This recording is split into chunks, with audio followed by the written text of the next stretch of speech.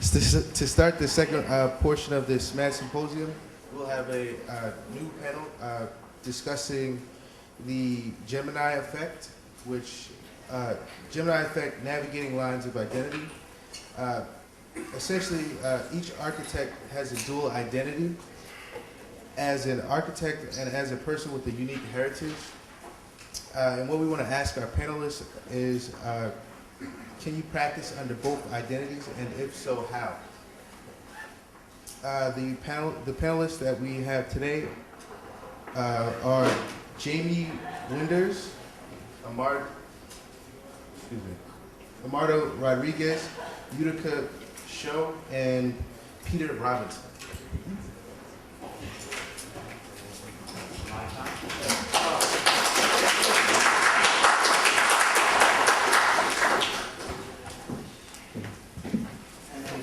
Hello, everyone. And my name is Scott Ruff, for all of you who are not familiar with me. And I am the moderator of this panel session. And as was just mentioned, the Gemini effect is looking, its initial question is one that really looks at the dual face, so to speak, of what architects of multicultural backgrounds have to engage. But I think given the breadth of knowledge that our panelists have, the discussion is also broadened from not just a localized sense of what identity in architecture might mean and how one practices within the context of the discipline. But how does one begin to see that also on a global level, possibly, on an international level? How does one engage, take the knowledge and the experiences of, let's say, operating within the United States, and how does that translate or not translate necessarily outside of the United States? How is it that other perspectives might start to infuse and also confuse or complicate this notion of the Gemini effect, possibly creating something more like a multiple effect, multiple faces effect. And then another way in which the panel discussion is being framed is also through this notion of the dual sides of those who design space and those whose space is designed for. And that there are, there's oftentimes a schism, especially in underserved areas, distressed areas of the world and of the nation. There's a schism between the people who are called to come in and design within those environments and the people who actually live in those environments. And how is it that we begin to engage that? Is that important at all, that, that someone within the community might be knowledgeable of spatial practices, or is it, you know, again, is it okay, or is it a way of practicing where others do start to just interact without necessarily understanding the depth of the culture, but only understanding the depth of either very timely issues and timely kinds of events in which they are engaging. And so I like to call that the parachuting in type of notion of engaging culture. Is what are thoughts about that? You know, coming into a foreign country and also indigenous lands and operating under different understandings, different knowledge base. So, with that said, we'll see how all of this begins to come together in our discussion with our first panelist, who is Dr. Jamie Winders, who is a professor of geography here at Syracuse University.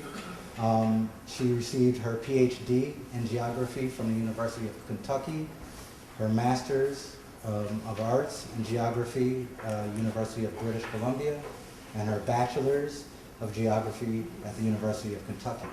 Her research and teaching interests include urban geography, race, ethnicity, gender, migration, social theory, and I think I'm going to stop there because there's a lot more, and she'll probably elaborate upon her knowledge base. Thank you.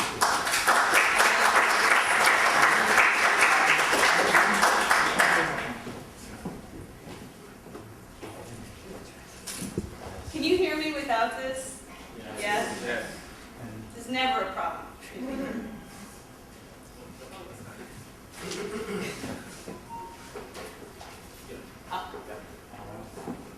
First, I want to thank Kamal and the others for inviting me. I'm not an architect. I would like to be one. I guess those who can design do, and those who can't become geographers, and then we study what you do. So they ask you for an image, and I don't know how to make an image. I don't know how to design anything.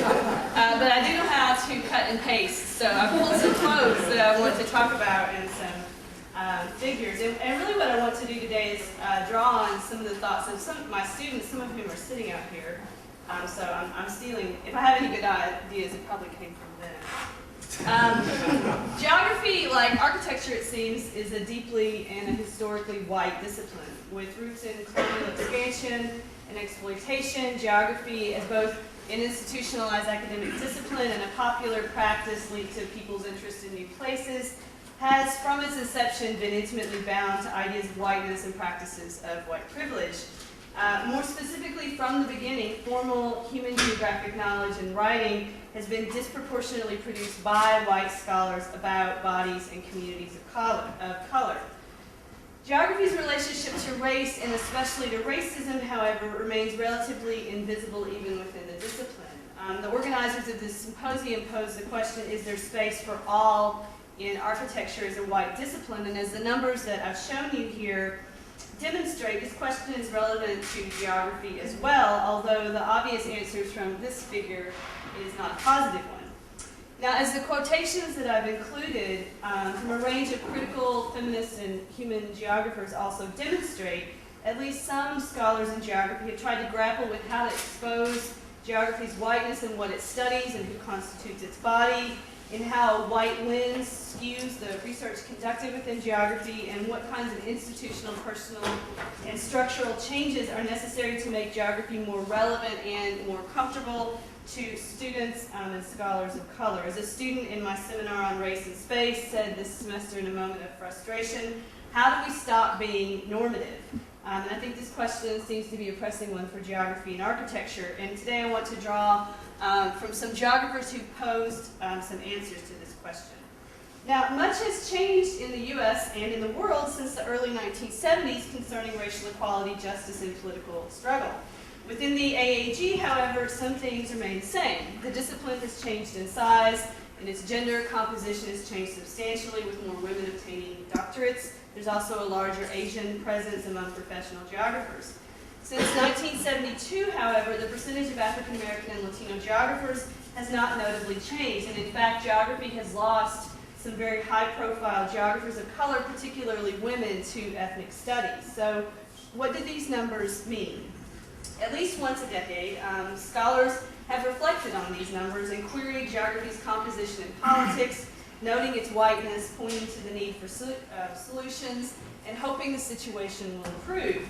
After a 1998 conference at the University of Kentucky on race and geography, for example, many departments pledged to fund students from underrepresented groups in an effort to change geography's face, culture, and structure. Every 2 years, a conference on race, ethnicity, and place, remember that name, is held with partial sponsorship from the AAG. The fact remains, however, that geography sits right behind professional golf in its whiteness. So if the organizers today ask, quote, is there space to be both a minority and a designer, geographers too must ask why these two identities, persons of color and geographers, seem difficult to reconcile. How does geography's white lens render it, in Sheila Akinley's and others' estimates, irrelevant into the lived experiences of students of color and thus potentially geographers. Now, throughout its history, as I've said, geography has had this really uneasy relationship with questions of race and especially practices of racism. And I want to suggest that part of geography's problem concerning the lack of diversity is its separation of questions of race from practices of racism. Think about the title of that conference that I just told you about. In very broad terms, a divide exists between geographic research that documents and describes racial patterns and relations, and geographic research that analyzes the political and the social and the economic and the environmental effects of race as an organizing grammar of daily life, social structures, and so on. Now, although both bodies of work contribute to understanding human geographies, much research in geography decouples investigations of race as a variable to be measured from analyses of racism as a social problem to be challenged. And thus, I guess my question for us today is to think about how does architecture reconcile attention to race and attention to racism? How do geographers and architects, two groups interested in the mutually constituted relationship between the spatial and the social, between the built environment and the social and the political and the economic relations that take place within those spaces and also subsequently produce them, how do these two bodies of scholars move from analyzing and critiquing sort of the normative aspects of space and landscape to changing the normative natures of our disciplines and professions? As my student asked, how do we stop being normative and reconfigure the nature and the canon of our fields, not just to accommodate difference, but to de-center that white norm that's clearly built into not only our surroundings, but also our disciplines? Now, I don't have answers to all of these questions, but I can point to what some geographers of color repeatedly call for, namely stronger mentoring programs, a much more explicit incorporation of scholars of color into geography curricula at all levels, a new disciplinary culture in geography from classrooms to faculty meetings to universities to the discipline itself, much stronger institutional and informal links to ethnic studies, to African American studies and other fields, and a shift in thinking about race as kind of this sidebar to mainstream discussions of human geographies, a really central analytic that matters not because it kind of adds flavors to our discussion, but because it gives us sort of analytic and political purchase on understanding racism in order to challenge it. So I'll stop there.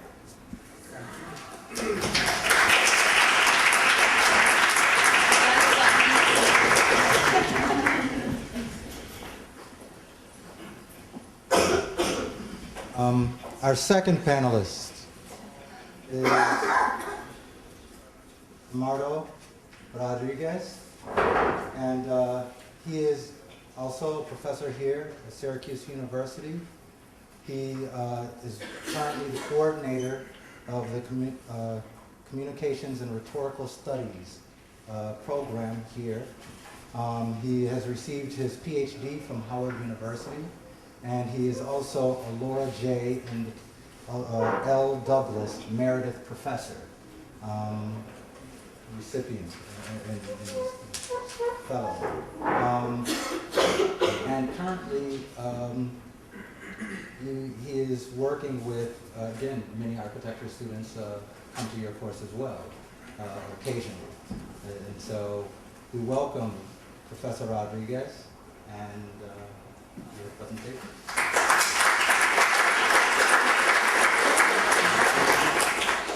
No, I don't have images. No. No one? Okay, there we go. I guess I could go without this. Yes, that's okay.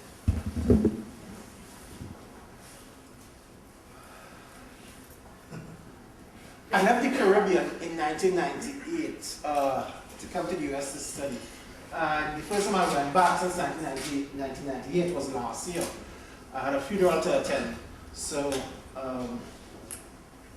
I went back last year, and it was a very interesting experience because my friends and family insisted on giving me these tours of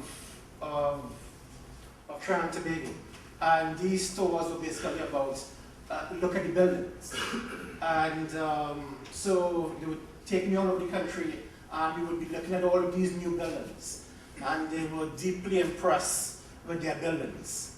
And I was made to understand that the country is on this development plan to become a developed nation by 2020.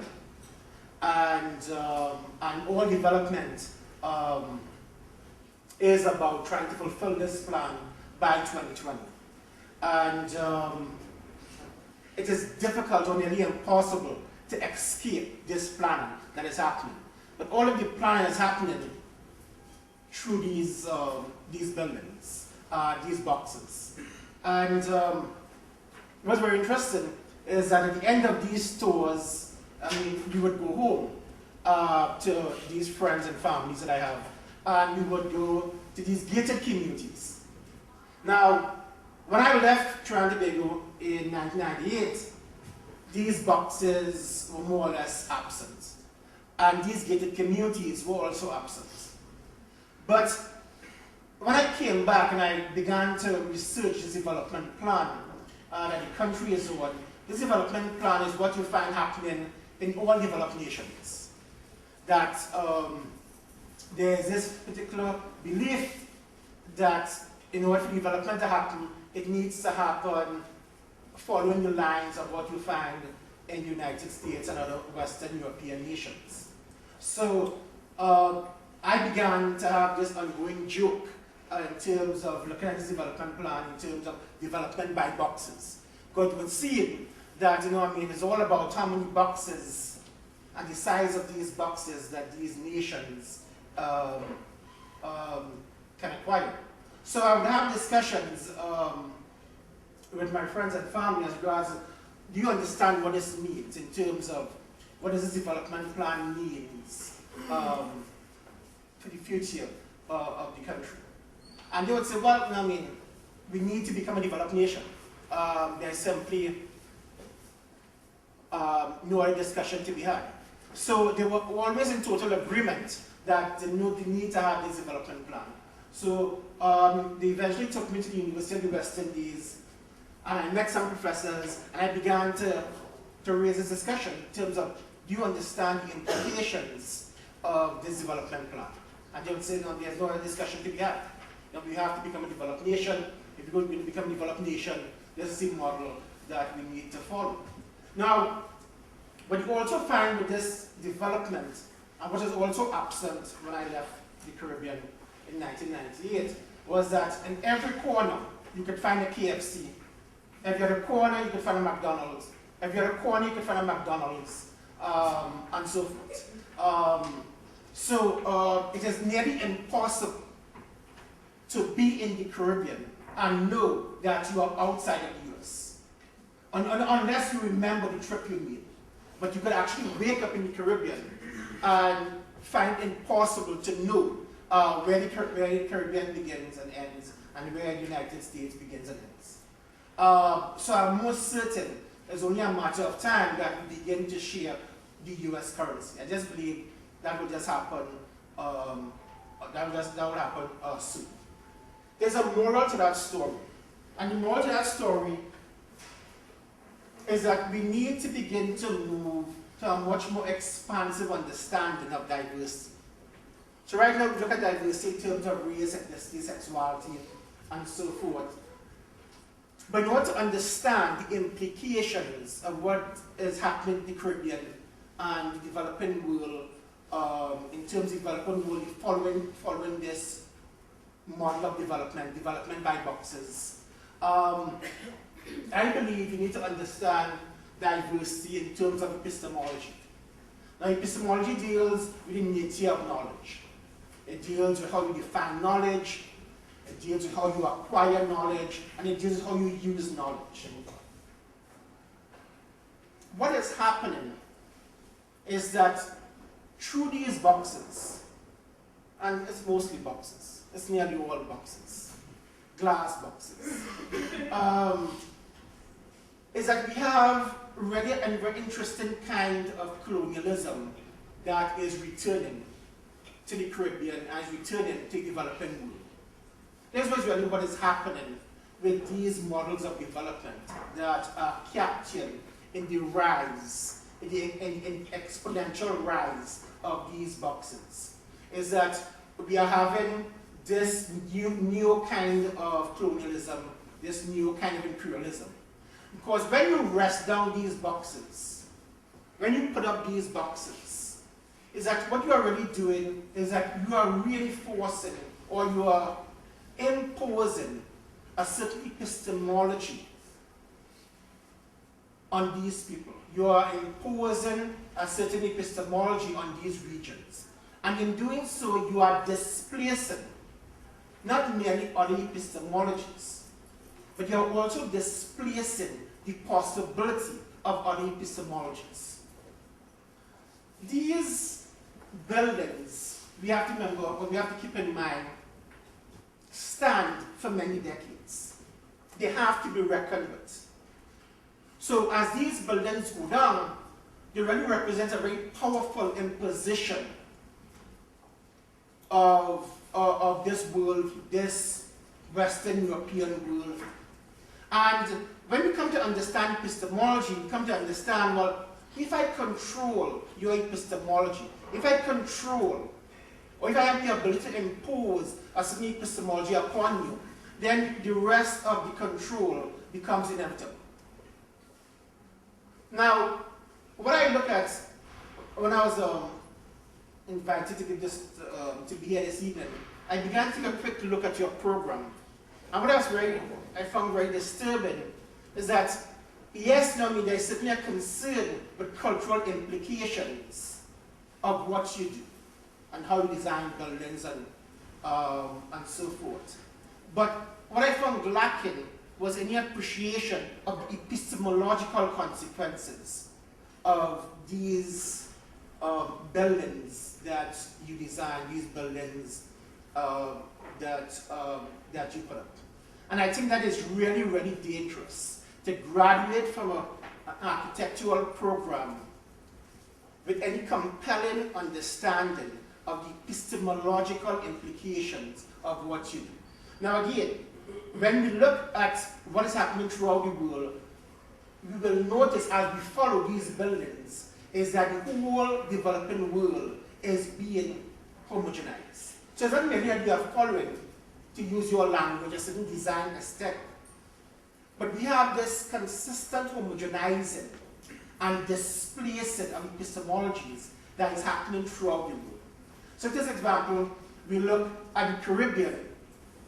Exactly how the built environment looks is exactly how it is looking in China, exactly how it is looking in the Middle East. So it is really a very powerful form of colonialism that is happening, because in the old school of colonialism, we had different kinds of colonialism. Now what we are really witnessing is really one kind of colonialism, one master narrative of colonialism. So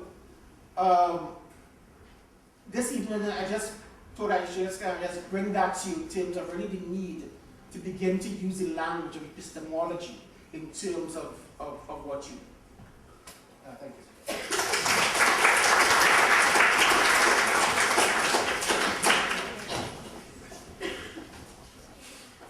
Right.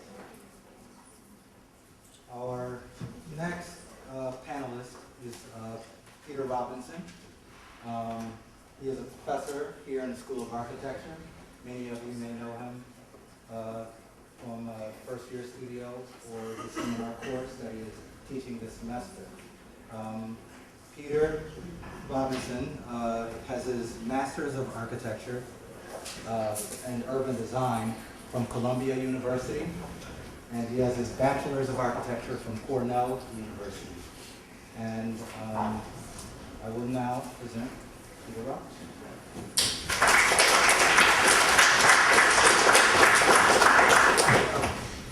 I'd like to first take the opportunity to thank SMAD for inviting me to participate in this conference. And I have to say, it is, I think, truly humbling to stand at this side of the auditorium and remember, I suppose, days of 10 years ago when I was on the other side of the auditorium. And I can speak with, frank honesty that the opportunities that you have here to put together and run an event like this sets you up in good stead for, I think, awesome professionalism as we move forward. And because I know the past, I'm comfortable with the future that I can predict, and very happy about that for us and for all of you.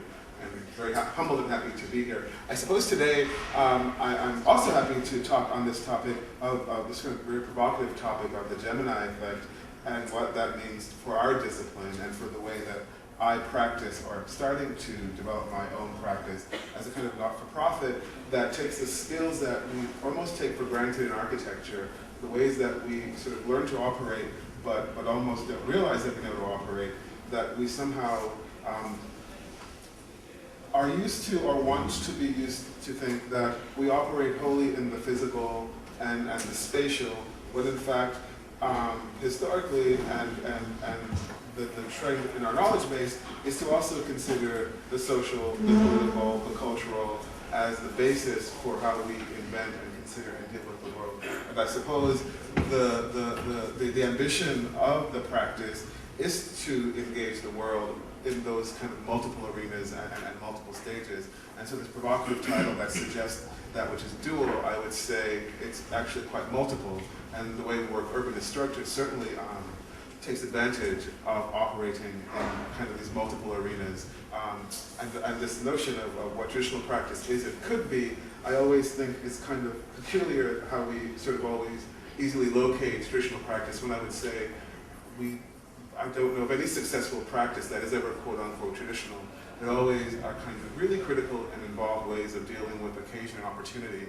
And certainly the work that I had the opportunity of being a part of now in Pakistan, and as well as in Jamaica, is based on occasion and opportunity. And how do we sort of understand and appreciate the kind of opportunity that architects have, and how we are trained to shift and operate in these multiple fields and arenas. And so I'm quite excited to be a part of a discussion that potentially opens that up and suddenly lays the foundation, hopefully, for us to be aware of the vast opportunities that our education provides to be kind of visceral engagers in the way the world could potentially operate and be leaders and participants in that activity.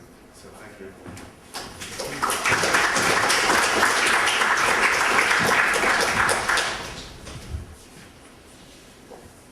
And our fourth panelist is Tapas Show, who's also a professor here in the School of Architecture.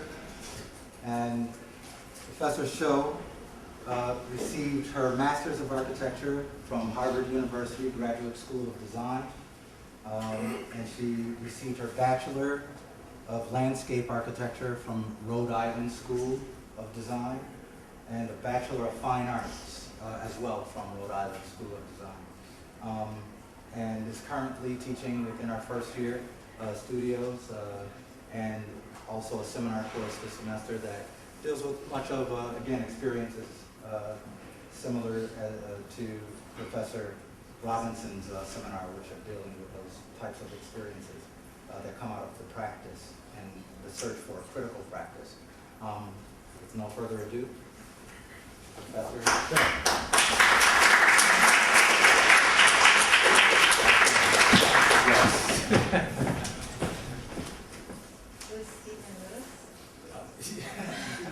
Hello, I'm also very honored to be here, but I have to confess I was really confused why I was invited. It didn't seem like, well, because the statement sounded so much focused on the Black experience in the United States, and I don't work in the United States so much, I work in Rwanda. And when I went into Rwanda, from the beginning I tried to situate myself as an insider, because because I'm not a nice outsider, I'm not an African, if you haven't noticed yet, but because I just didn't think that it was a productive stance to take, to set up an outsider and say, okay, you're foreign, you're different, exotic, therefore that's how I'm going to look at you. I just wanted to be an operator from within, because I believed that there was something that universally be understood about their experiences. So then I started thinking about more of the statement, and then realized that I was asking the question, why can't I be insider, and then realized that I was asking why can't we all get along and how stupid that was. So I started to question more, and I realized that then I thought about the Truth and Reconciliation Committee after South Africa was liberated, and the order of those words, truth and reconciliation. Reconciliation cannot come before the truth. Therefore, to reconcile, you have to be forgiven. You have to be forgiven, and to get to it, we need to talk about the truth. Therefore, movements like Brazil Nunca Mais, or the movements in Uruguay, also our own experience during Vietnam War, where my cheat sheet, Daniel Ellsberg, he wrote a book on this issue, but he stole 7,000 copies of secret memorandum from the Pentagon and revealed that all the lies that the presidents told all the way back from JFK to show us that the truth needs to be told, therefore we can begin to start anew. So in Rwanda, where a horrible genocide started in 91 around, that was when the war started, and in 94 the genocide started and lasted for 100 years. There, the truth is only being told for only half of the population. You're not supposed to talk about ethnicities because everybody is Rwandan now. Therefore, you cannot begin to express what you went through because once you start talking about it, then you have to blame someone, and that's what the government is trying to avoid. So then I started thinking, well, what can architects do? Can we participate in a part of the truth and not just in reconciliation? And right now my answer is no. We're not very good at truth, just like any other part of the country or the world, but there's definitely something we can do in order to create a platform where reconciliation can happen, and I'm very much open to be corrected and contradicted, and I wish there was something we could do more to the telling of the truth. As you can see, this is a gacaca court, which is something that Rwandan government enacted after the genocide, because there were so many trials. The judicial court couldn't catch up, so they brought back the old village justice system, where just the village elders judged the genocidaires and listen to the stories and bring up the villagers who are witnesses, and a verdict is given. And you can see that there's no architecture here. Architecture is too slow. We can't catch up. So, but then there's always a table, which is the closest thing we have to architecture. So I am open to, and I'm very much interested in contributing to that first part of the truth part. But right now we are working in the reconciliation part by making the villages for the widows of genocide. Thanks.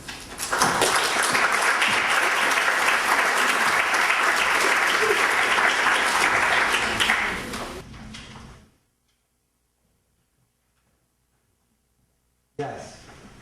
And at this time, I would ask for the panelists to join us at the table to engage in a session of questions and discussion.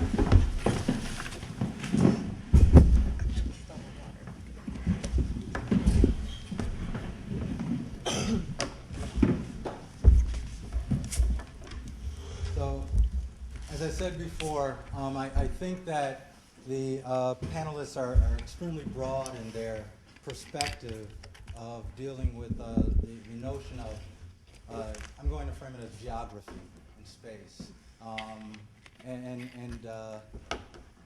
how culture and race start to be impacted and impact those notions.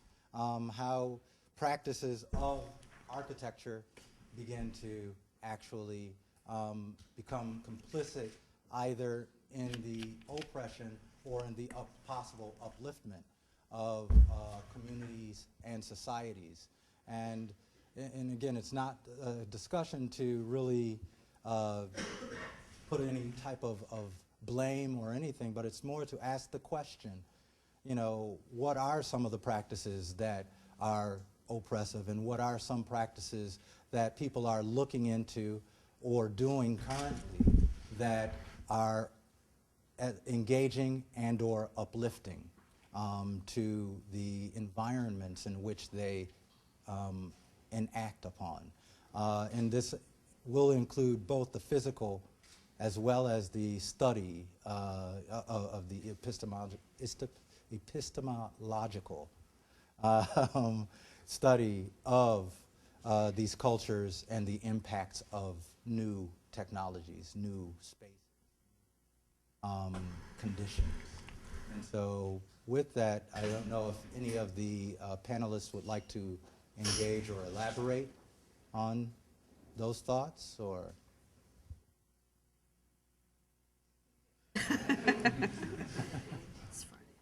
I suppose, just to sort of jump in and link, I guess, two architects, a geographer, and a kind of social cultural historian in a discussion. I like this idea, or the kind of statement that suggested that architecture was slow, right? And provocatively what that means in terms of how we consider and develop ideas and projects outside of a kind of, I suppose, a Western context. And the idea that the work that I'm starting to do was based on this idea of occasion and opportunity. It's really the result of an unconsidered line constructed and the kind of intense spatial and political ramifications that unconsidered line had. The event of partition, the dividing of a nation that rendered a kind of the largest human migration in the history of the world to date. And that suddenly an opportunity would arise from that condition, and that, say, over a 30-year time span, that opportunity has evolved and developed. So suddenly it traces itself from a geographical line that kind of links a cultural and historical position, and how potentially that influences this notion of what is slow architecture, or how that defines the rate at which architecture develops outside of the context that we're used to considering architecture, I suppose. Just let me add something to this. That was very interesting, the example with Rwanda. Just before I left the Caribbean, the building of these boxes had begun, and the reason being is that the price of oil was very good, and so the country decided to invest in development. They didn't have the development plan as yet for 2020, but the building boom had certainly begun. And one of the first buildings that was constructed was the Hall of Justice. And when it was built, at the time, it was considered probably the most expensive building in the world. It had cost something like a few hundred million. But it takes up a few blocks, if I can remember correctly, of the city. So as you come into Port of Spain, it's difficult to miss, right in the center of the city, this Hall of Justice. So there's this notion that justice building. With Rwanda, justice no building. So you got an understanding of two different ways of understanding justice, because what's happening in Rwanda is not merely a different way of approaching justice, but they're also operating a different way of defining justice.